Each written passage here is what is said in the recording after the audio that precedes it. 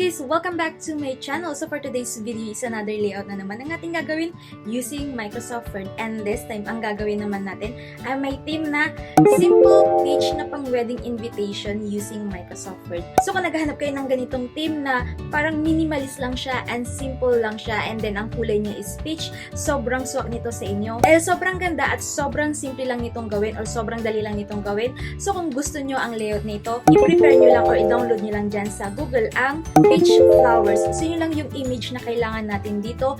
Pero mayroon akong good news sa inyo. Dahil ang image na ginamit ko sa layout nito ay nandyan sa description box. So kailangan nyo na lang na i-download ang image na yan at ilagay sa isang folder para easy access na lang kayo kapag gagawin na natin ang layout na ito. At meron pa akong isang good news. Dahil kung tamad ka or kung hindi mo kayang gawin or kung nahihirapan kang gawin, ang layout na ito is available for purchase. Kailangan mo lang na mag-send sa akin ng email at ang email ko ay nandyan sa description box. So ayun, kung hindi mo kayang gawin ito, mag-email ka na sa akin dahil sobrang mura lang ng pagkakabigay ko dito sa layout na ito. Pero kung gusto mo naman na ma-experience na gumawa ng sarili mong layout using Microsoft Word, i-prepare mo na yung image na yan at start na natin ito using Microsoft Word.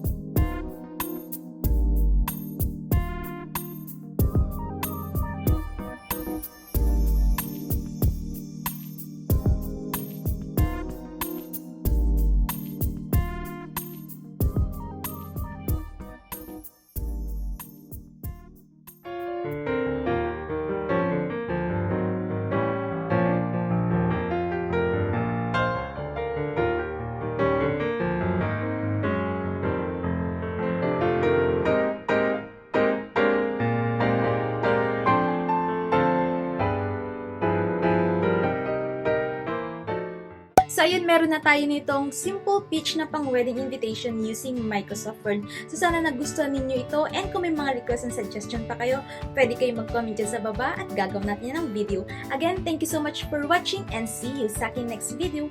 Don't forget to like and subscribe. Bye!